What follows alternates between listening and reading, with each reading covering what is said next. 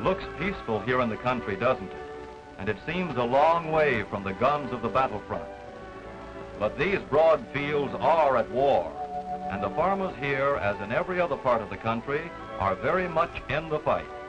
From fields like these, they are producing the food we need to win the war, more food than they ever produced before. To get this added production, more farmers each year are turning to a new kind of agriculture called soil conservation farming, which saves soil and water, seed and fertilizer. The result has been a 20% increase in yield per acre, as an average, on thousands of conservation farms from coast to coast. 20% is a real jump, and worthwhile anytime, but especially nowadays.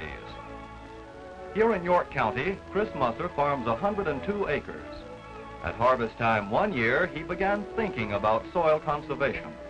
By harvest time the next year, he had made the change, and despite a drought, was harvesting a bumper crop for a nation at war. This is the story of that year, from harvest to harvest.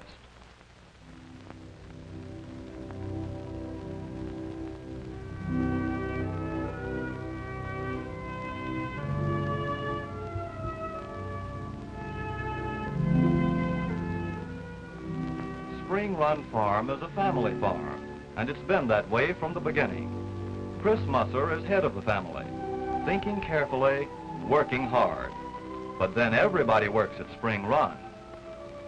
Mrs. Musser has her jobs too.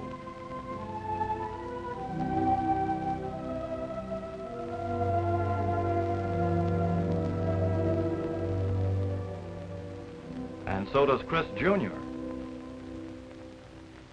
and Gordon, Paul, Alvin, and the twins, Mary and Martha. Yes, everybody has always worked at Spring Run, and out of the land, the men and women have made a good living for themselves and their children. A good living and a big, comfortable home, now nearly a century old, and other solid buildings rooted firmly in the good earth.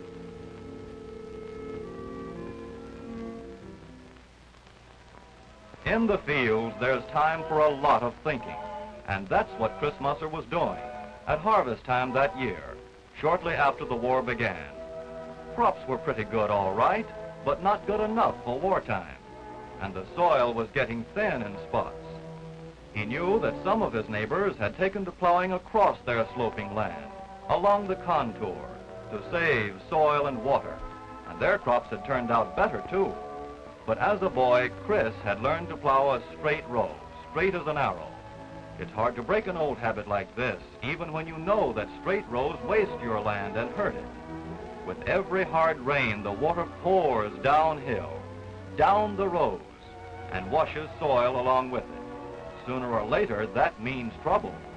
But it was fall, and harvest time is a busy time. Crops don't wait, and winter is just around the corner.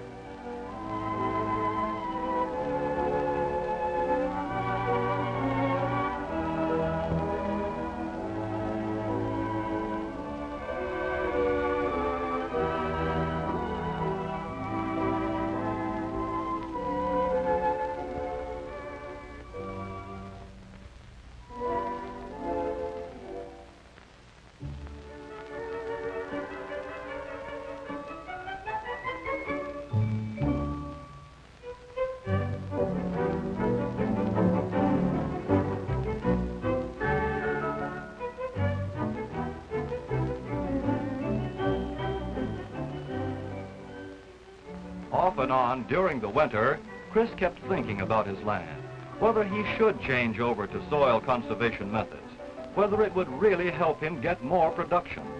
So when he would take the vegetables and eggs and butter to town, he got into the habit of asking friends and neighbors about conservation.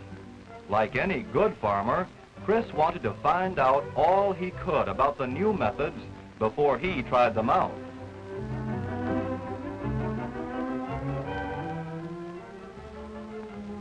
Meanwhile, the Mussers were all busy with their regular daily chores. On the farm, there are always eggs to gather, errands to run, and jobs to do.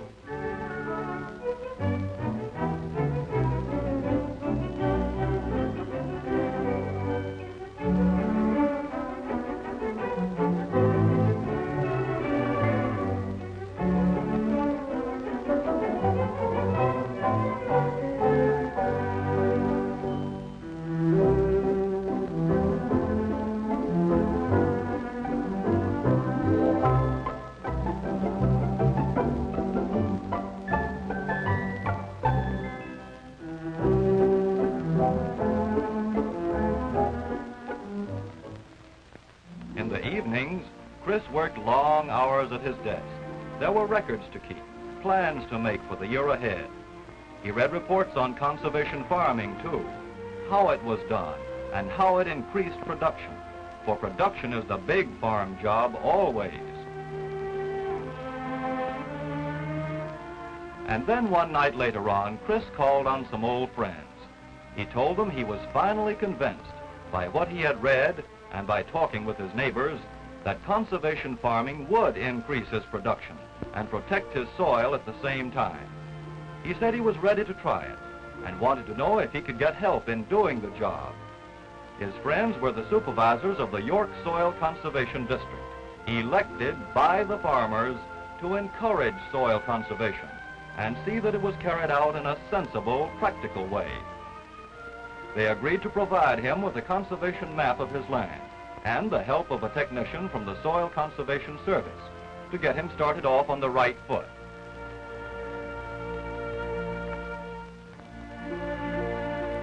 All the rest of the winter, as he worked in the woods, Chris was thinking of his snow-covered land, picturing his fields with the new rows on the contour and the strip cropping, and he was counting, too, on the better production he would get through soil conservation.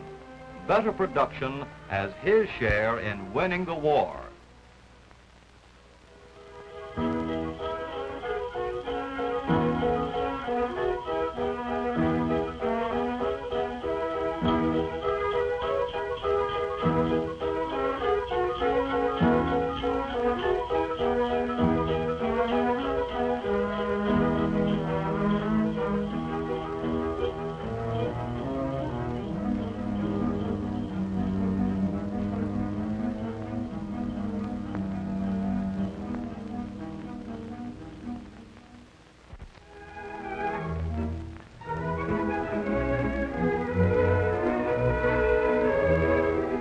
There's always something fresh and clean about spring.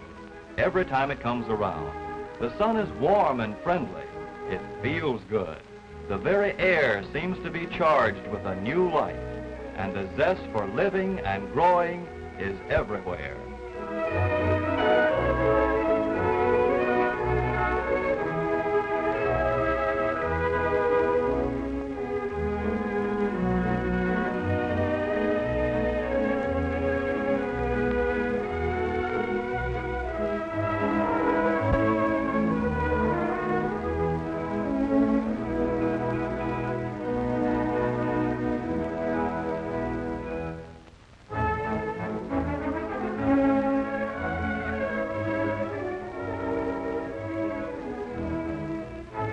There are 1,000 jobs to do in the spring, too.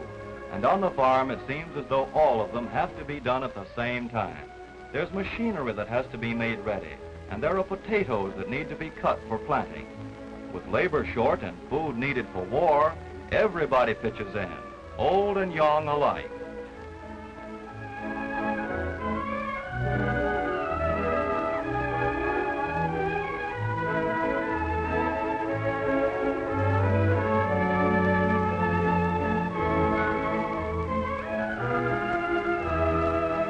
In the middle of April, the ground was ready to work. Melvin Blish, the Soil Conservation Service technician, was on hand with a conservation map of the farm, a map which he and Chris, the slope and erosion, and the conservation needs of every field. Never before had Chris known the physical facts about his farm in such detail. He looked over the land again, marked out in his mind where the contour rows would be and how the crops would look. Chris had taken the first 2 steps in soil conservation. He had learned the facts about his land, and he had decided to put each acre into the kind of crop it was best suited to produce, whether that be grass or grain, row crops or trees. Marking off contour lines came next, and that required a level. A small pocket model would do. Some farmers use a carpenter's level. It doesn't have to be shiny or expensive. To prove it, Chris had made a very good level out of wood and 2 screw eyes. The horizontal bar was nailed at right angles to the longer hanging bar. and the whole device swung freely on a round wooden pin made from a broomstick handle. Simple, isn't it? The whole business of contouring is simple. All you need is a good eye, a level, a few dozen stakes, and somebody to help place them. Here's how Chris did it. Beginning at the side of the field, the first stake was driven into the ground. Then Gordon, with a few more stakes, paced off about 30 feet across the field at right angles to the downward slope. Holding one of the stakes, he faced back toward his father. And Chris, sighting along the top of his homemade level, waved him first to the right and then back a bit until he could see the peak of Gordon's cap in a direct line through the two screw eyes. That was the spot for the second marker. Then, with Chris moving over to the second stake and Gordon pacing off another 30 feet across the field, they began the same process all over again.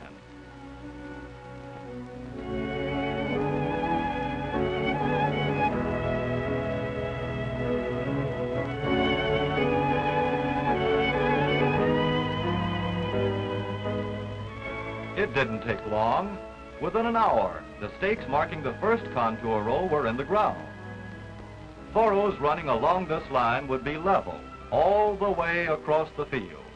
Level rows act as little dams, each one slowing the downhill movement of soil and water. And that's the object of contouring, to keep water from pouring downhill every time it rains. By slowing the water, you prevent the soil, seed, and fertilizer from washing away. And when you do that, your crops are bound to be better. It isn't necessary to place stakes for every contour row. On gently rolling land like this, you only need to sight, stake out the contour about once in each 100 feet of slope. And once the contour line is marked out, you can plow a furrow or two along the stakes as a guide and then pull them out for the next line. Plowing or any other operation along the contour isn't hard at all. Most farmers find it saves time, saves fuel, because there's less gear shifting.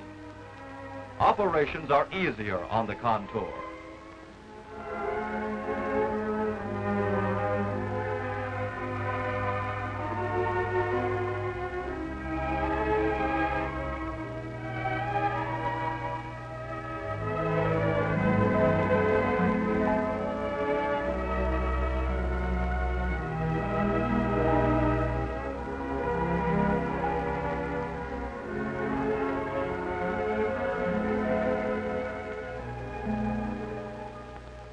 Laying out the contour rows didn't interfere with spring planting at all.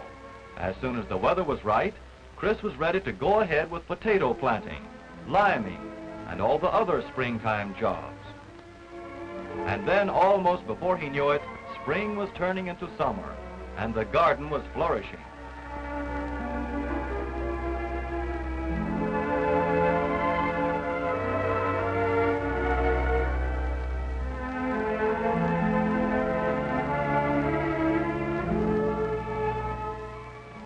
For the first time in years, Chris was taking a crop from land that had lost little or no soil, seed, or fertilizer in the spring rains.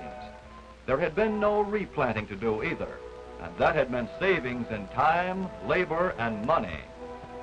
Where the soil had been wearing thin under straight rows of corn, thick-growing barley across the slope now held the soil in place.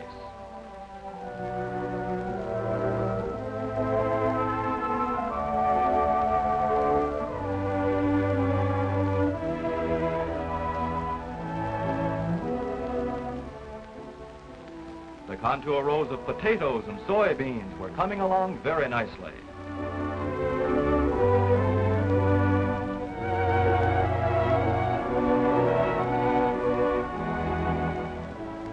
And on the steepest land, too steep to cultivate, hay had taken the place of row crops. There's no more erosion here.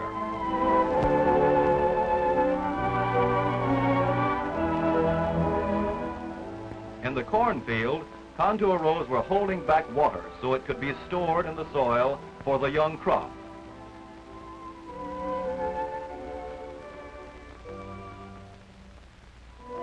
The straight rows on this field last year wasted water, saved little for the corn.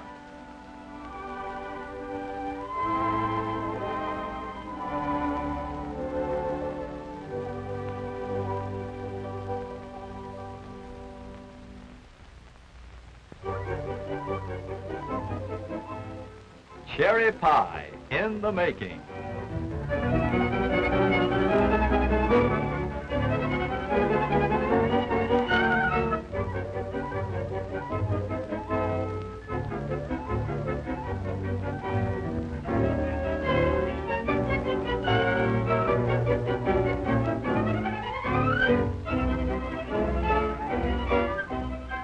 Peaches, 500 bushels of them. Where's the cream, Mrs. Musser?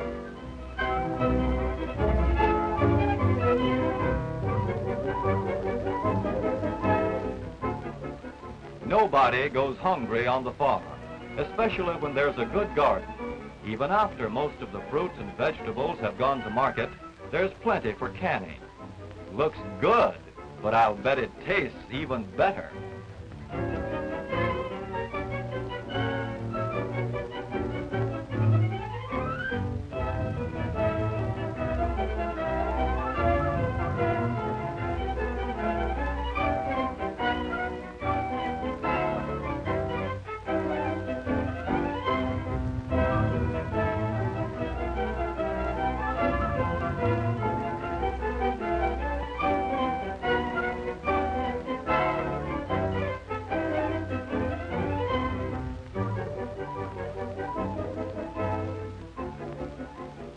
In wartime, we need more milk and butter. Chris was producing more of both. And 1,500 more broilers. More soybeans, too.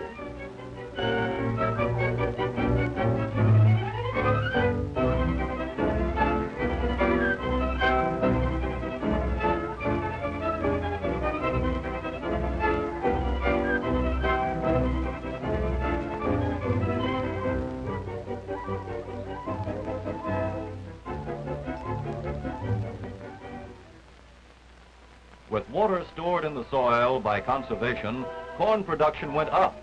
Even though rainfall was less than half of normal, Chris got more corn from 28 acres this year than he did from 33 acres last year.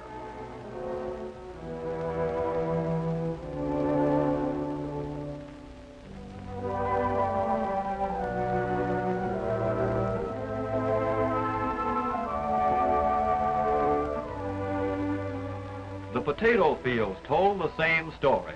Precious water stored in the soil brought the crop through in fine shape, well above the county average.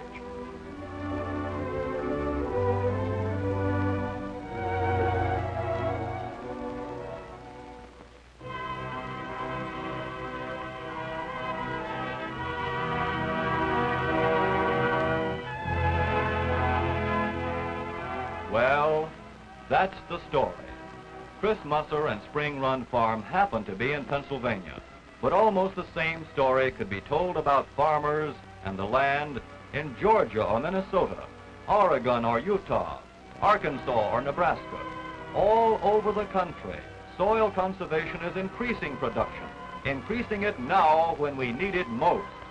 And soil conservation is protecting our land against erosion, conserving it for our own use and our children's use for years to come.